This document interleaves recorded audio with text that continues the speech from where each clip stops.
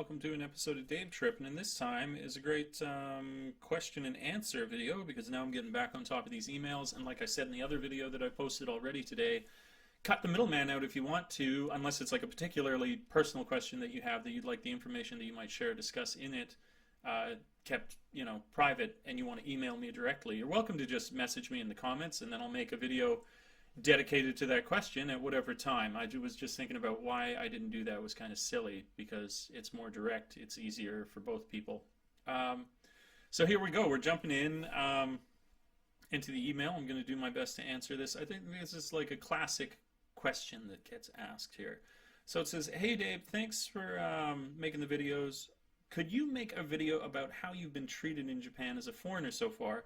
Do you ever feel like you don't fit in? I've heard from some people that the Japanese are generally very polite and friendly in your face, but often tend to think something entirely different inside. Also, everybody says that as a Caucasian, you are a permanent foreigner in their country, and you will never be accepted as one of their own. What are your thoughts on this? How does that come up in your everyday life?" Okay, that's a great question. It's kind of like, the word might be racism we could use here. Like, what is my experience of racism beyond general treatment? Or is there really bad prejudice? I will start it out. I don't want this. You could probably talk. You could have a symposium and talk on this for like 2 or 3 hours or something like that. Of course, I don't want to do that to you guys. I want to do it within 10 minutes, hopefully 15 minutes if it were excessively long. So I'll just hit a few things. So first of all, the thing that should always be remembered is that every person that you run into, whenever anybody tries to discuss this, is that at the forefront should be the fact that Japanese people, like every single human being on the planet, are individuals. And yes, there's going to be cultural inputs, cultural traditional inputs that might shape someone's behavior, but you need to be so careful of generalizations. And so that's how I'll start and just say, it seems like a no-brainer, but common sense is uncommon, as I'm sure we all know. And so I can say then, extending from that, going from there, extrapolating, is that I've had, in my experience, I would say, a wonderful experience of this kind of behavior, and it would be far, far in the direction of things being incredibly positive. I found the Japanese to be hospitable. I found them to be kind. I found them to be polite. I found them to be helpful. And I could tell stories about that. Let's just do 1 or 2 stories to try and highlight that. Some of these I've made videos about. But I've been invited to people's houses for dinner, and they've been the most incredible hosts in the entire world, just wonderful people. And here's something, I mentioned it in the other video, but this is really amazing to me, is that when I went to this house, this particular family's house for dinner, almost everyone there, whether it was poorly or well, would try and speak English to me. And when I think about that in a reverse cultural situation, that if I were, if I was hosting a Japanese person in my house in Canada and I was there with members of my family, it would be a long stretch to get to try and have all of us speaking Japanese to that guest, so that's, I know it's a different dynamic. They have a particular interest in English and learning it, but it doesn't make it less difficult. It doesn't make it less hospitable when they try and everyone's doing it. So I was just blown away by that, given the perspective I have at my own home. So aside from the dinner being amazing, the fact that these people are all making the effort to speak in my language, although I'm trying to speak in theirs, I know I would get the hate. They're like, you didn't adapt, like you're not trying. I am, damn you. I'm trying to learn the language. I've been taking lessons and I have a decent level of it, but we went, kind of back and forth at this dinner. So there was that. There's a good example of just incredible hospitable people. I have this one teacher that I work with, bless her heart. She always invites me out to go hiking. Amazing, wonderful person. She's like this really open-minded person. And it's not like she's traveled huge places in the world. It's not like it's taken a huge amount of places. It's not like it's taken her going to Canada and to become an open-minded person. She has lived in Japan most of her life, all of her life, I'm quite certain, and is still this open to people. wonderful person. One more example as well, that's kind of counterintuitive to the culture, whether you would think the Japanese would be, and in many cases they are, I will say that, I'll preface it, but that because they're a monoculture. In Japan, there is this one culture. They're rare, they have all these contributing factors. They're on this island. They're one people. They've like only been opened up as of, I should know the history. I don't know the history to this. I believe they were opened up. No, that's China. Okay, I'm droning on. Anyways, they're particularly monoculture, and so their traditions are more ingrained, and some of those, that naturally makes you a more reserved culture because you only know your own. Whereas if you grow up in a place, like I've grown up, if you've lived in Vancouver or a port city, or Canada, basically, Canada, America, London, these multicultural mosaics that you come across, you don't think so much of when you see another person, so you don't have, whether it's a prejudice or a fear of the unknown, you don't get it as much. So naturally you have that a little bit. You'd think that would shape their behavior. This is a real roundabout way of saying this. You'd think that would shape their behavior, that they would be hesitant to help you, especially because not only that, if I'm in Canada and I see somebody and they look like they need help, I'm basically assuming if I go over to help them that they're going to speak my language. But it's incredibly common in Japan that if somebody sees you and you look like you're lost, that they're thinking, oh, that person, even if I try to help them, we're not going to be able to communicate. So you have the monoculture fear, that extra reservedness because you only really know your people. You have the language barrier additionally, which makes you more withdrawn. I have on more than several occasions, almost I would say half a dozen times, maybe more, I've had people, whether I'm asking for the help or not, if I'm just like looking on my phone when I'm in Tokyo, figuring out the trains or whatever, I've had people come up, and whether it's in Japanese or in English, they'll try and help me. And I think that that's a fantastic example of a people's kind of openness, because there's all these things they're overcoming, and it would be so easy to walk the other way. There is nothing compelling you to help me, and in fact, everything is telling you not to help me. So I've had that happen on so many occasions now that's really, really impressive. So I thought it would be smart to start this with the good, to make it blaringly clear to anybody who watches this video that I am not trying, this is like a completely open, objective perspective of this kind of thing. Now, the other thing when I say that people are individuals around the world can be racist. It is not a racial trait that you be racist. It is a human trait that you be racist. Ignorance, fear, these negative things breed those kinds of behaviors. And then, like I mentioned, there's things that can help feed those behaviors that you might have additionally in Japan. Something like a language barrier and something like a monoculture is going to contribute and make it more likely that you would run into something like that. And I have, on occasion, run into situations where I felt like people were acting in a bias towards me, with a bias, with a prejudice. One of the things that I hear, one of the nastiest descriptions of this that I hear is where you were almost treated like a pet. It's like you've got these people who look after you because you probably don't speak the language that well. And then if you were to meet with another group of people, it's like, oh, look, you've got a pet foreigner. And I've had one or two occasions where, and I would never claim to have a great understanding of the language. I would say I'm advanced beginner. But I can speak Japanese a little bit. I can do basic communication with people. I know all the cultural pleasantries. I know how to introduce, say what I do, what do you like, blah, blah, blah.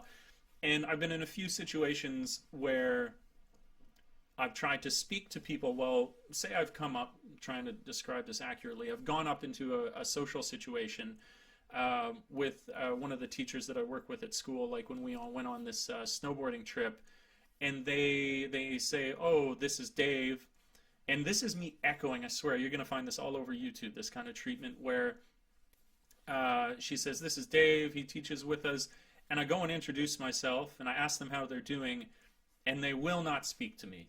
Even if I'm speaking to them in Japanese, they will not speak to me, and they will only speak to the Japanese person with me. That's negative, you know?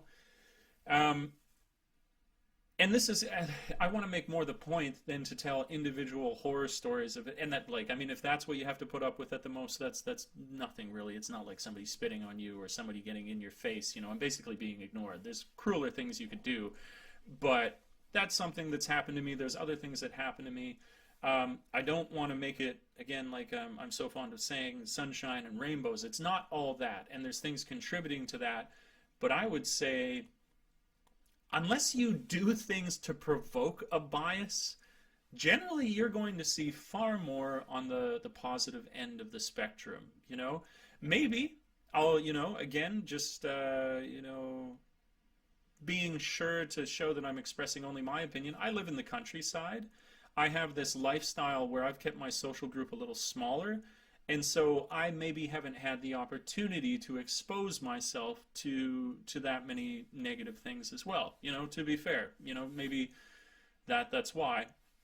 But like I was just saying, if you come here and you do all those stereotypical things people tell you not to do, you'll probably experience what you mistake or you think is them being racist, but it's really you just giving them a reason to be racist to you. Where you've been, you know, you walk into a building that is clearly where you're not supposed to wear your shoes and you're wandering around with your shoes on. And they'll think you're an ignorant, dirty foreigner, because you kind of are. There'll be times where you're on the train and maybe you didn't know, but this is probably common knowledge, you shouldn't speak on your phone. You'll piss somebody off and you'll think they're being racist. I'm speaking quietly on my phone. But that's not done here. It's just a thing. And so you're being an ignorant, stupid foreigner. So there's sometimes where you're going to provoke the wrath of them as well. That's like the third subgroup. You've got positive, you've got straight negative, and then you've got probably misunderstandings and, like, just like I said, this monocultural difference. Yours is not like theirs, and you're behaving foolishly without understanding it. You know, you're innocently ignorant. Not even in totally innocent, because you should be making an effort to understand, but there are just points where you're just not going to be able to know yet, you know, unless you researched every day.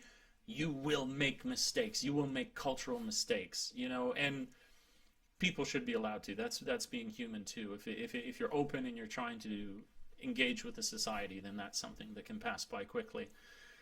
So yeah, you know, if somebody had an opinion of this video, they would probably say that I'm sugarcoating it a bit.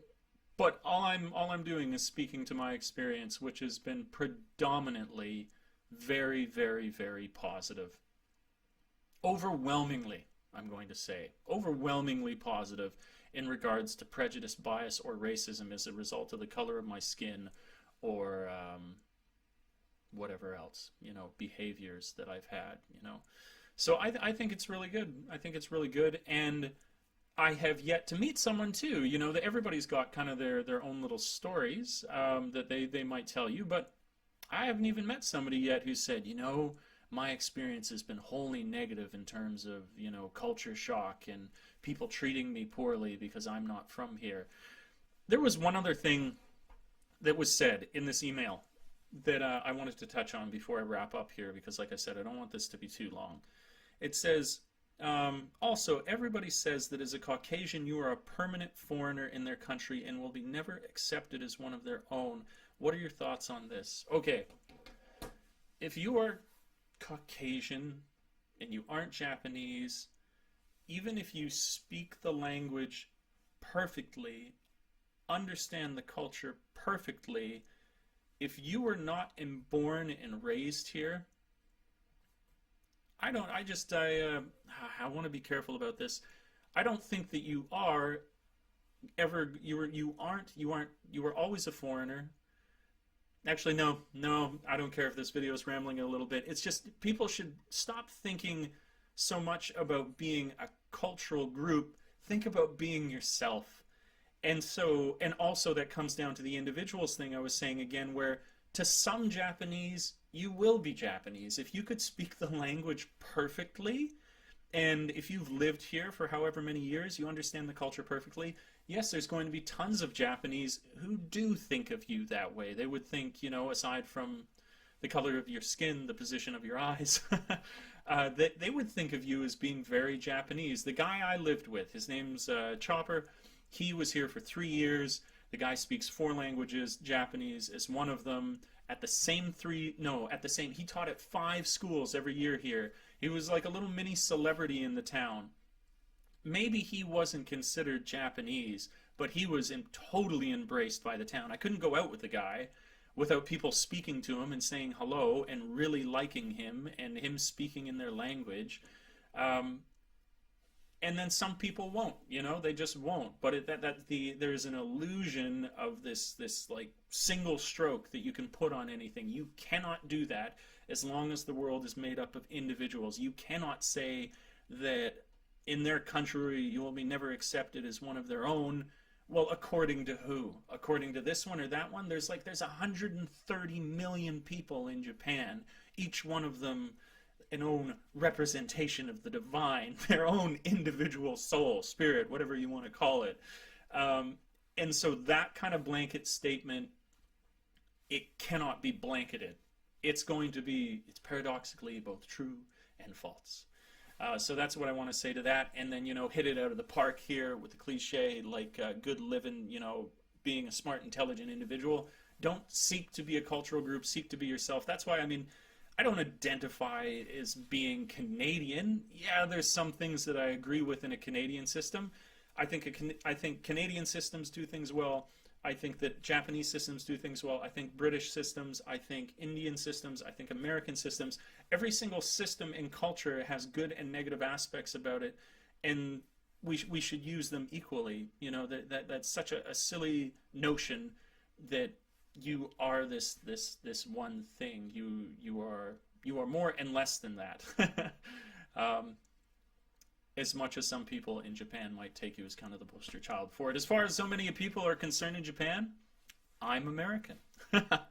I've been at my schools, whether this is like now talking about how they should know me better by now. I get asked constantly about how things are in America, and I just find it funny.